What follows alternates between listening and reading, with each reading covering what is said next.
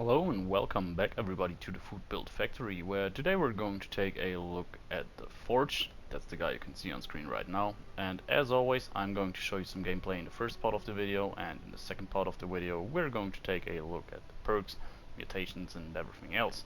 So let's get right into it. What this character is going to be about, it is yet another hybrid build, meaning that we're specializing in more than just one weapon class. And the weapon classes we are going to utilize here are both slugger weaponry, meaning two-handed melee weapons, as well as heavy weapons. The weapons of choices here we are going to use, as you see at the moment, the warglaive with the flaming blade modification, and as a backup weapon, or more to say, as a well, we're going to get into that when it's time.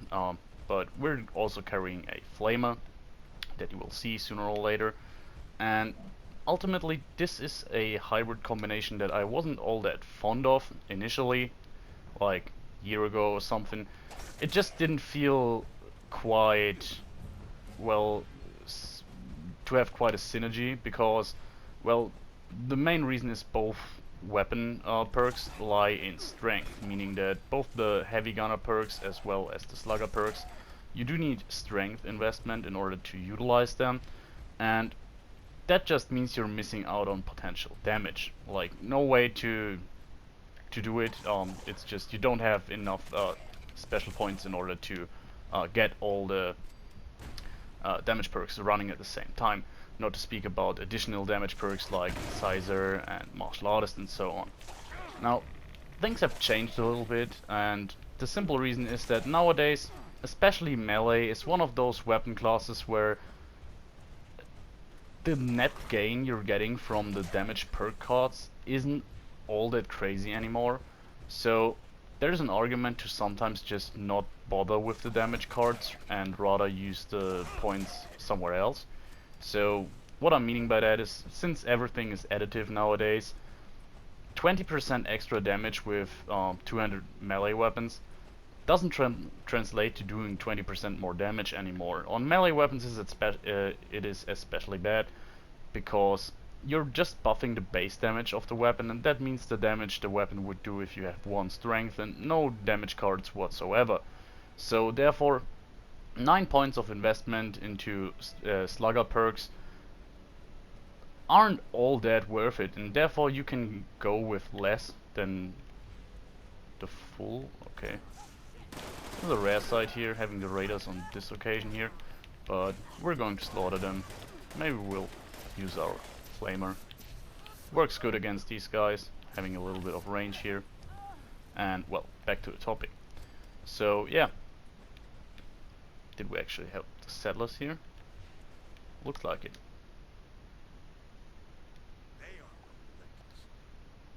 Okay, so now that we got the reputation, we can just slaughter them. And there's another one back here, exactly. Okay, so back to the topic. Yeah, we can nowadays just use both weapon classes. So as a little kind of teaser before we're going into the perks, what I wound up doing here is just using the first rank of each of the damage perk cards, meaning Slugger, Expert and Master Slugger, as well as the heavy gunner perks with 1 rank for each, meaning that we're getting additive 30% extra damage with these classes.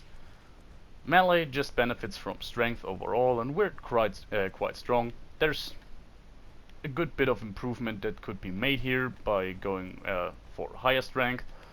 There are some things we could do in order to do that, mainly talking about legendary strength being maxed out and so on.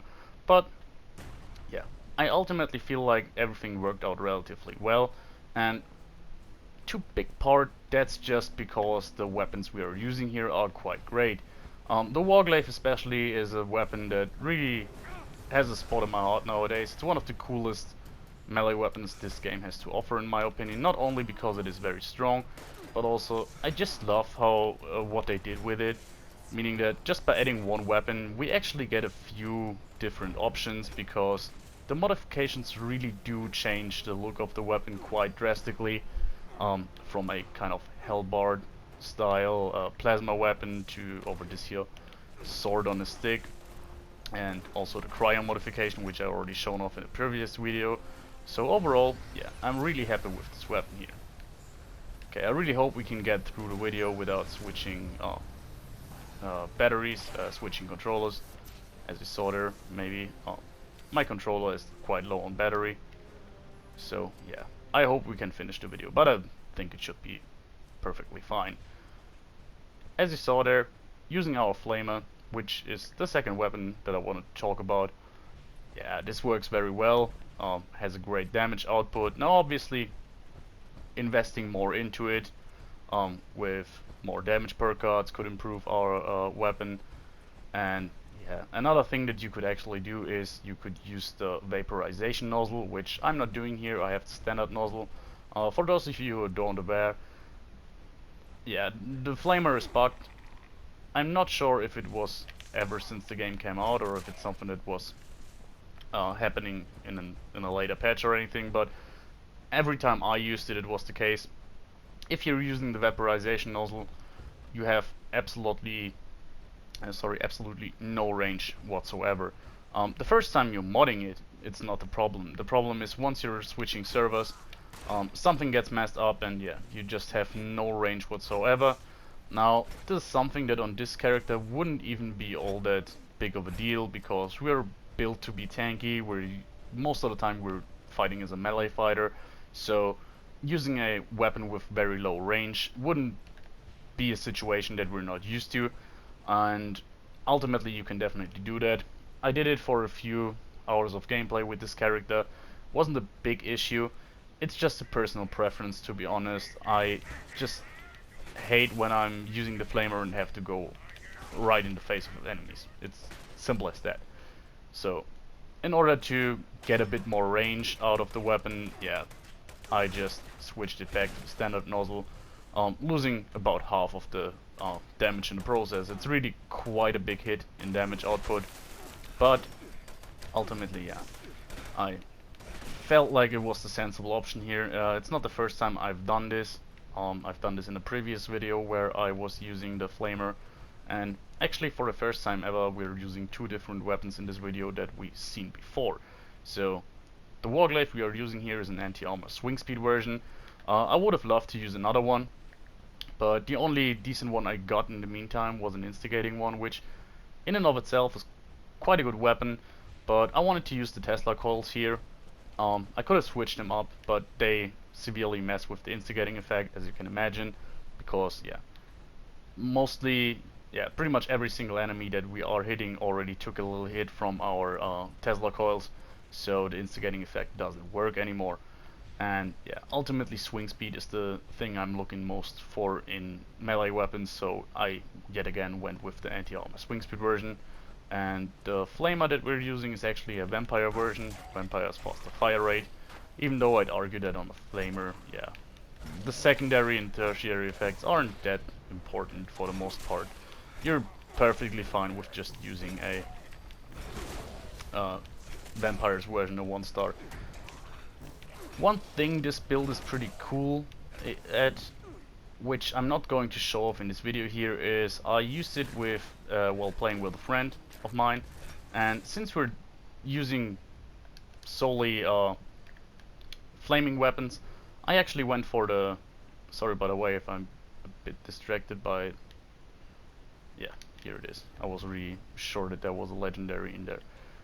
Yeah, I was using it with a friend, and since we're using two different flaming weapons, I actually went to use the friendly fire perk. So this build here, rather than most of my characters, is a bit more group focused. Not that we're having a lot of investment here. There's one major thing that we could have done, which is the empath mutation, meaning that we're getting less damage while in a team. But yeah, I didn't bother to do that, because yeah, you wouldn't really see it here.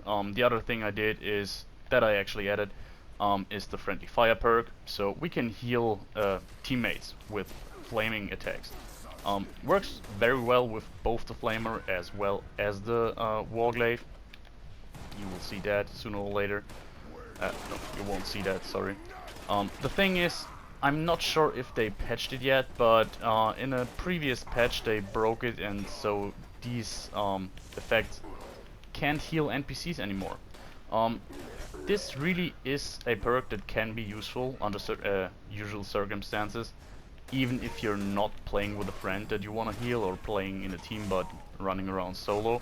Um, think about events like Fastnacht, for example. You can actually heal the robots with this perk, and there's quite a surprising amount of events where you have to keep alive certain NPCs. Think about Radiation Rumble, really gets easier if you can do that. And yeah, riding shotgun, you can keep the Brahmin alive, so that's just a nice thing. Nowadays the effect of friendly fire scales with the damage of the weapon, meaning that you don't just have to use a flamer for the high fire rate, but you can also just use a power attack from your warglaive and heal a quite significant amount of damage. If you're playing with a friend, this really comes in handy. Now, one thing where it works out really well is if you're fighting with your flamer and your partner is a melee guy, for example, he's just going to end up being in your fire for quite a few times and therefore getting healing while fighting. But it's just as simple as, yeah, the friend I was playing with, for example, plays as a rifleman character, and you know, after a fight you end up with like half of your health or something, and usually it's standard practice if you're not running the healing factor mutation that after a fight is done you just heal yourself back up with a stim pack or something, and that's just not necessary at all if you're using this here build, because yeah, when a fight is over you can just go over to your buddy and hit him 2 to 3 times or something and he's completely healed back, which is a very nice thing to have. You probably noticed that I'm not talking a hell lot about the ins and outs of the build and the weapons themselves, because, well, firstly, as I said, I already showed them off, and to be quite honest, there's not a lot of caveat to the build. It's not like there are any big twists or anything. It's just a very straightforward tank close range character here, and the most interesting part about it, in my opinion, is just the friendly fire perk as well as the aesthetic. So in terms of role playing, what I went for here a little bit is just I wanted to use the Vertigo power armor paint, which first and foremost this was the most important part here. I really wanted to do a build around it ever since it came out. It's a nice uh, thing. It's a nice skin, but yeah, didn't have the chance so far. And what I went for here is, since the Vertigo power armor is connected to the Brotherhood of Steel, I went for kind of a paladin character. And yeah, if you remember back like Fallout 3 for example, paladins really were these big tanky forces that used super sledges and heavy weapons. So therefore, yeah, two-handed melee weaponry and heavy weaponry were my go-to choice here. I'm really surprised because I actually been here at Westtech like half an hour or 45 minutes ago, so it's really quite some time, and I usually don't have a problem with the exterior here, but for some reason they didn't really respawn. Yeah, I'm hoping that maybe, yeah, in the front yard we do have some spawns. Otherwise, yeah, we would have went over to maybe the satellite array, just a short walk from here, in order to see another few super mutants. So now we're going to use the flamer. When to use your flamer and when to not use your flamer is just a thing of a personal preference, to be honest. There's never really a real reason not to use it, except for the simple fact that you have to use ammo, obviously. You're burning through quite a lot of it, most literally. And another thing is the condition on the flamer isn't particularly great. Now, I'm a bit unlucky here because, yeah, I found this weapon on a character with very low luck. It was a legendary drop, so therefore we don't have the greatest condition here. Burns through it quite fast. You will see when we're looking at the perks that I do have Makeshift Warrior at rank 5, so my melee weapons break way less often. This is just something you can either mix. You can go for rank 2 and rank 3 of one of them, or you can go for Gunsmith rather than Makeshift Warrior. which possibly would be the more sensible option here.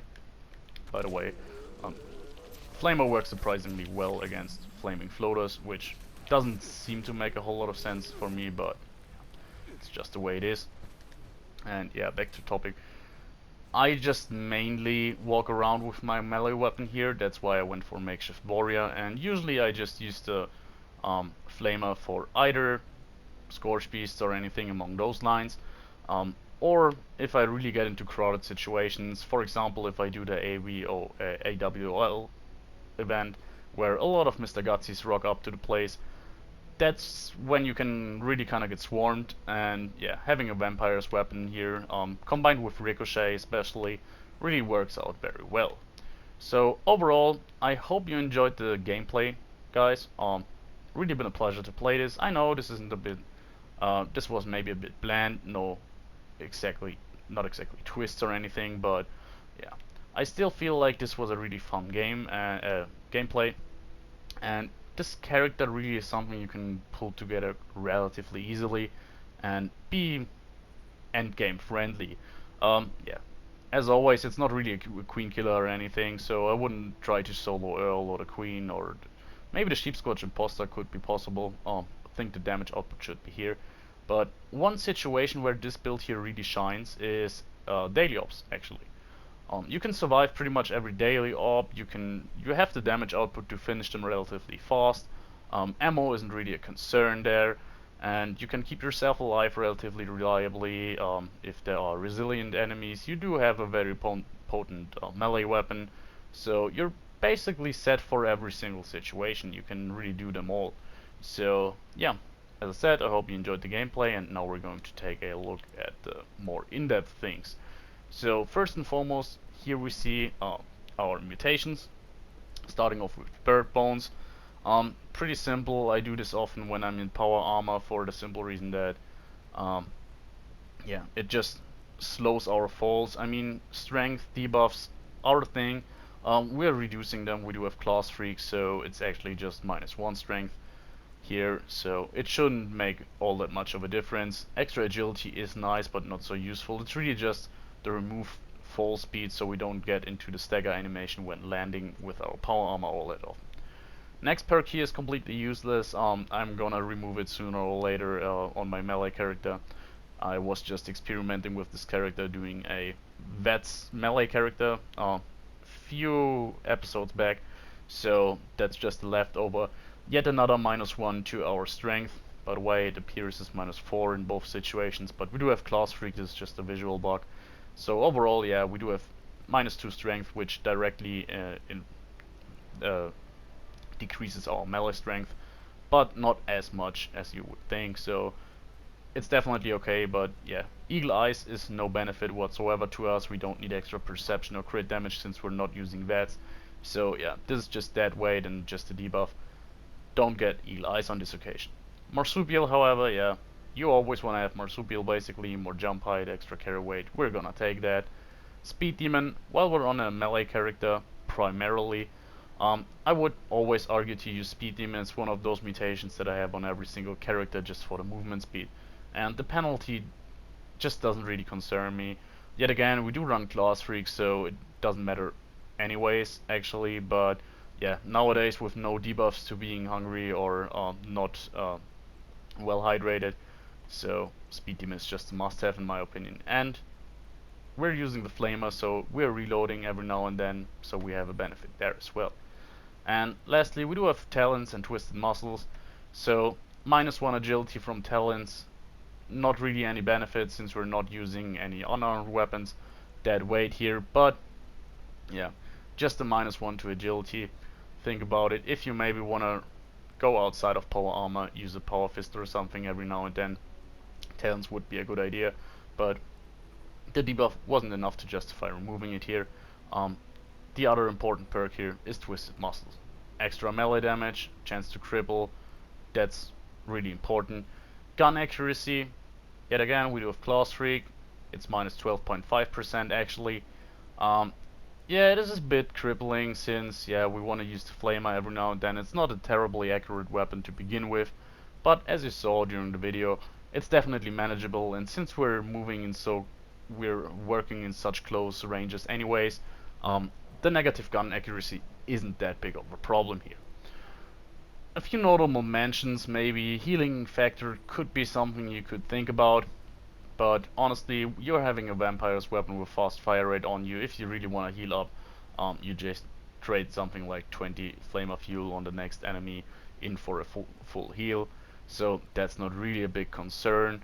And things like grounded or stuff like that, while they wouldn't really affect your damage output since you're doing fire damage and not energy damage, in power armor they ultimately don't add so much to your character, so therefore I didn't really went for it. It's not like you're needing a whole lot of mutations here, really. The backbone here are Twisted Muscles, Sheet Demon, Marsupial, and Bird Bones. That's just it basically, at least for me. Then we're going to take a look at our equipment here. So first and foremost here we have the anti-armor faster swing speed warglaive with the flaming blade modification, doing a significant amount of flaming damage as you can see there, 132. Pretty nice. Really love the aesthetic of the weapon and the fine little details every now and then. Sadly in this here view you can't really see the flames all that well, but I really love the weapon. Not a lot to say about it here. And then we do have, where is it? Down here. The Vampire's Flamer with faster fire rate.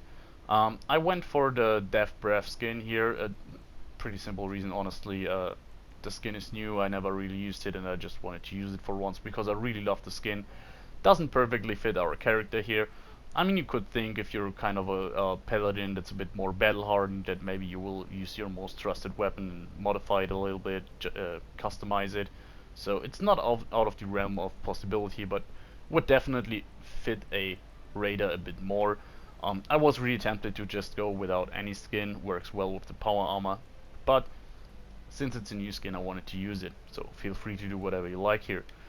As for modifications, we have the Napalm tank, which is just the biggest tank with the best damage output, which it actually changes. Then we do have a long barrel.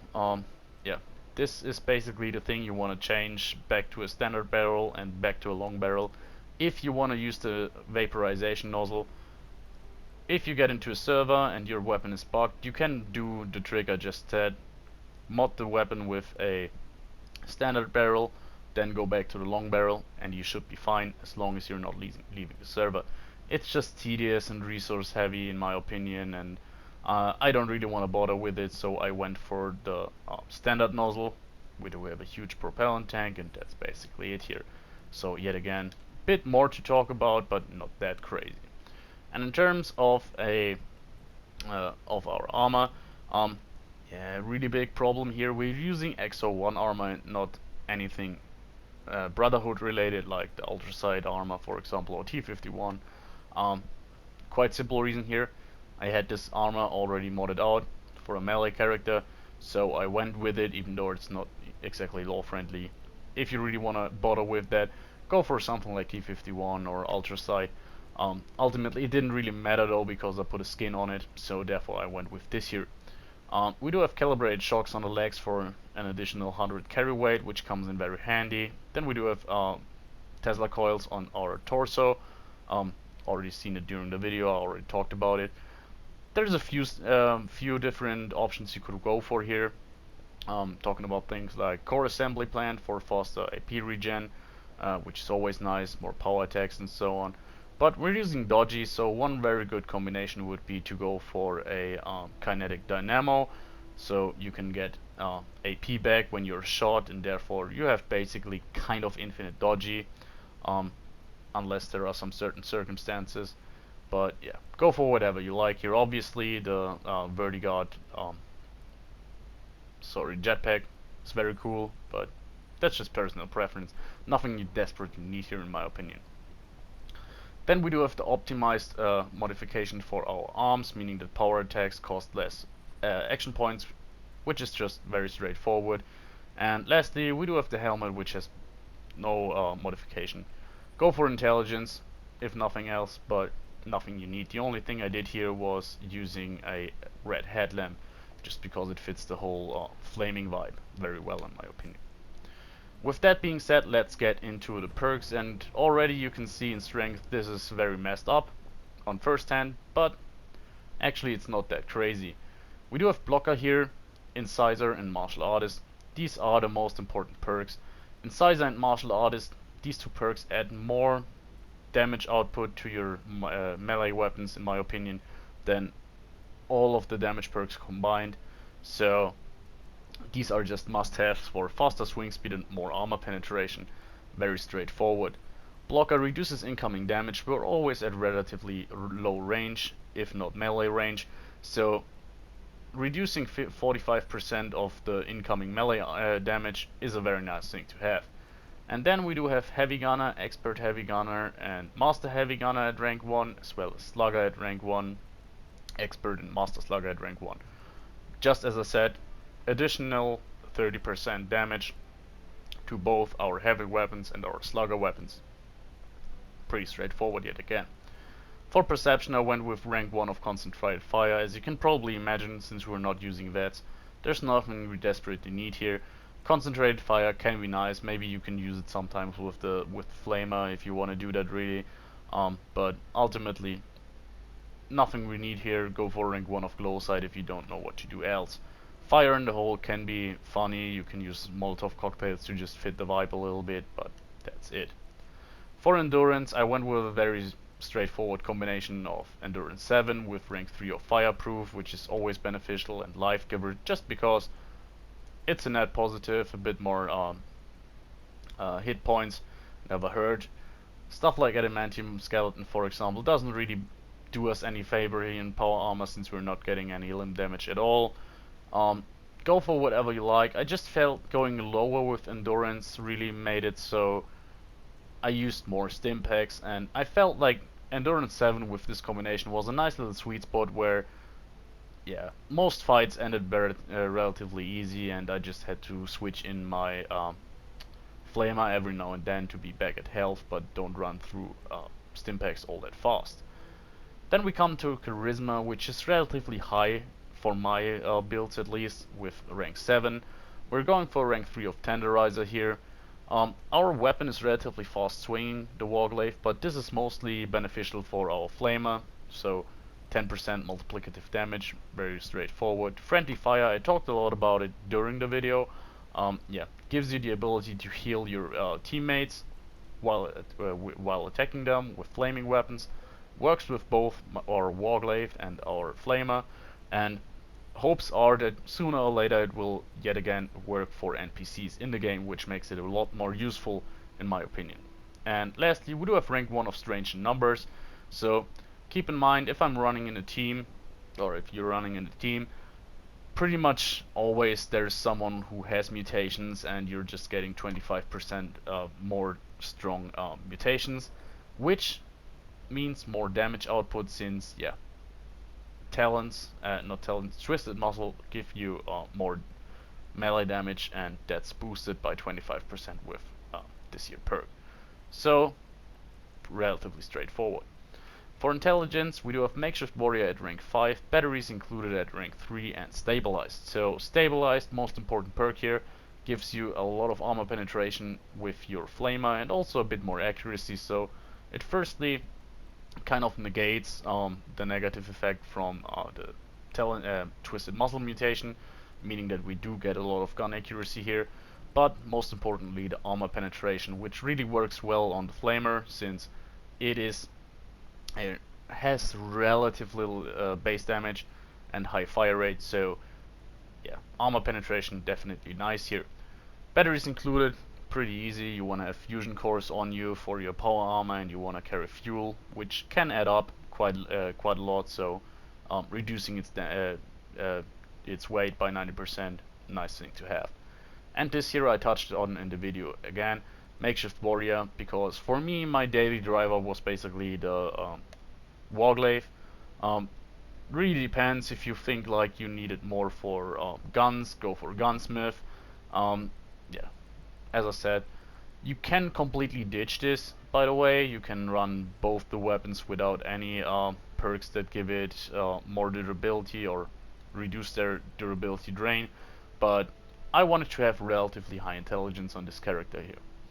Agility is at 9, which is relatively low for my builds. I rarely go below 12 or something. There's just always something useful you can find in agility, and in most cases also the passive effects from agility can be really helpful. On this occasion though, we get a bit of a benefit from having more agility due to dodgy being more effective, which you can see here. But other than that, yeah, power attacks could be something, but yeah, that's basically just it. What we wanted to have here is adrenaline, which is pretty straightforward. It's more damage in most situations. And lastly, I had went for 1 rank of Born Survivor, just because fights can get a little bit hectic from now and then, and you really don't want to bother to always look at your health bar, and therefore, yeah, having Born Survivor here makes it so. I think I died once fighting with this character. Can't really remember the situation. I think I was swamped by super mutants or something, but yeah, you are quite tanky. Not super tanky or anything, but you survive most situations, and with Born Survivor you really don't have to worry all that much. Then we do have luck at 8. Nice fair middle ground here. The important ones are Star's Genes and Class Freak. So Class Freak I talked about when we were looking at the mutations. We have quite a few debuffs, so I went for Class Freak here and Star's Genes to keep our mutations. And lastly I went for Ricochet. If we're running around with our melee weapon, just reducing the damage from incoming attacks from super mutants or something by a little bit, which is very beneficial, but it really starts to shine when we're using our vampire's weapon, where actually when it triggers it also heals us for a little bit. Very nice combination here. And then we're going to take a look at our legendary perks, which you can see here. So for once I have relatively little investment into legendary special stats. As you can see here, we do have rank 2 of strength, which ultimately I would love to have at rank 5 just to give us more melee damage. And then we have rank 2 of intelligence, so not a lot to talk about those here.